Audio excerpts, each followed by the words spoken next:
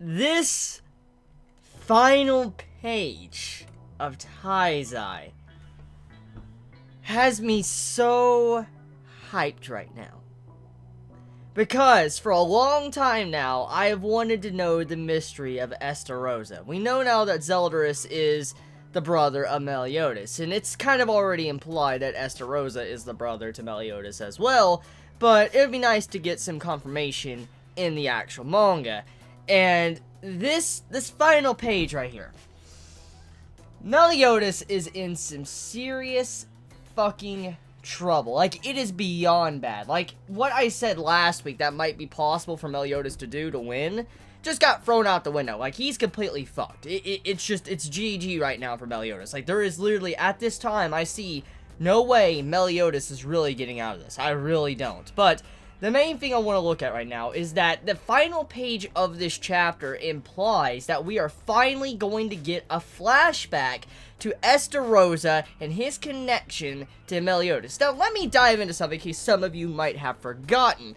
Esta Rosa's face is strikingly similar to Meliodas' wanted poster. If you go back to the beginning of Taizai, and you go back to the earlier portions when we had the wanted posters of the different sins, you know for a fact that we all thought Meliodas was, like, kind of weird. For instance, he looked different from his wanted poster. But then we see Esta Rosa, and Esta Rosa's face, his entire structure of his body, looks exactly like Meliodas' wanted poster. So many were assuming, like, okay, so somehow they managed to get it all, like, wrong, like the entire poster. But then we have it to where someone walks into the fucking series that looks exactly like Meliodas' wanted poster. So what the hell is going on here? There must be a lot more mystery than we're unaware of. So it's something I've been really curious about for a long time, because it's one of the mysteries that have been building up for many, many chapters now since the Ten Commandments were introduced, or especially Esta Rosa. And also, one of the main things I've always wanted to wonder is why Meliodas' wanted poster was just so different from how he naturally looked.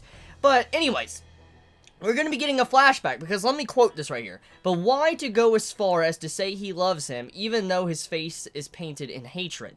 The time has come for their story to be told. So Meliodas and Esta Rosa's story is finally about to be told, and I'm happy. I'm very happy, and I'm very excited to see where this is going to go, because Esta Rosa, he's being built up constantly in this arc. And I mean, FYI, if you forgot, Escanor was on Esta Rosa level earlier on, a couple chapters ago, and we don't know if Esta Rosa ever went to maximum power in front of the Ten Commandments, so there's still other things that we are unaware of. But the main thing is that Esta Rosa is absolutely ridiculous when it comes to his abilities, or whatever he did in this chapter, because Meliodas, he straight up used Revenge Counter, which I talked about. He used Revenge Counter, which was one of his only hopes to actually win this match. And he was constantly taking blows, and he was doing it purposely for he could strike at all the Ten Commandments at once.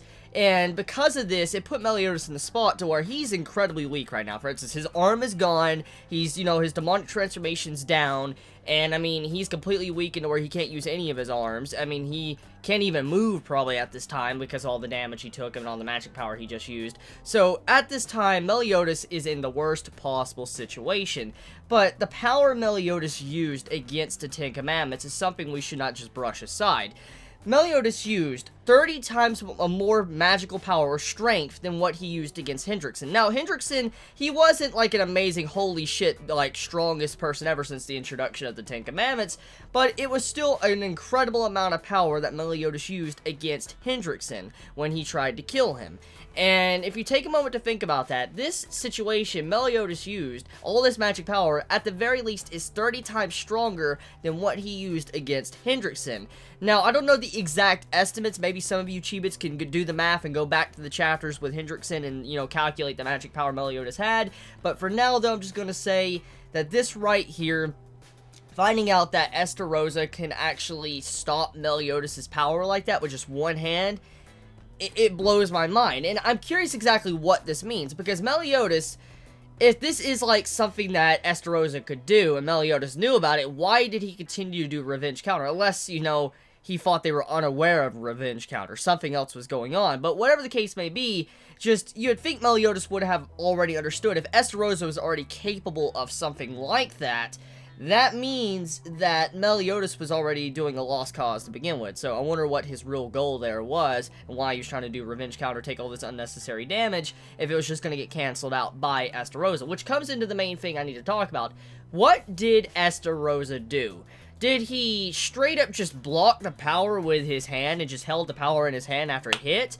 Or did he nullify the entire ability when touching Meliodas? I'm curious about that because it's not explained. We don't really know the power of, you know, what is going on with Esther Rosa. We do know what happened to a bird a long time ago, and maybe he saw, you know, Elizabeth inside of a dream, but we don't really know the entirety of the power of Esther Rosa and what he could possibly do. So it's left to questions, many questions and speculation on what he did in this chapter. But for now, though, Meliodas is pretty damn fucked. He's even worse off than he was last week. It's a lot worse, because, I mean, look, he doesn't have his demonic transformation, he doesn't have his arms, I mean, his sword just dropped on the ground, he's pinned down by Esther Rosa, all the 10 Commandments are there. He's done. I mean, nobody else can really help him. None of the other 7 deadly sins can actually help him because they're not that strong to be able to fight. Even if they were to teleport in, it would just be a lost cause and they would all get fucking slaughtered on the spot. So there's no helping Meliodas. So what will happen to him is left to be said. But anyways, next thing to dive into, though, is especially getting to see this connection of Esther Rosa and Meliodas. Now, I wonder what this connection really is, though, like why he seems to have hatred in his face or eyes. Is it because he was sealed off, which that's to be kind of understood. I mean, if you were sealed off for many years, you'd probably be pissed off too. But why does he say he loves him, but he also has hatred? Is it because Meliodas decided to betray them, or was it something else entirely? I'm curious to find out about that. Hopefully, you know, Nakaba-sensei gives us that information next week. Now, overall, the chapter, it was pretty interesting. I mean, we have a little bit of setup here and there throughout the chapter. One point of interest I need to mention is that we also have to where Gil Frost, he has this ring on his finger, and you have to where Gil Thunder actually sees the ring. And he looks at it, he says, you, and we don't get no more dialogue with that. So we don't know exactly what this means. We don't know what is going on here with this ring that stands out. I don't know if this symbol has been shown before in Taizai. Maybe it's a possibility it has, and maybe I'm not remembering it at this time. But some of you Chibits might remember it if it was shown before. Maybe you can post it in the comments.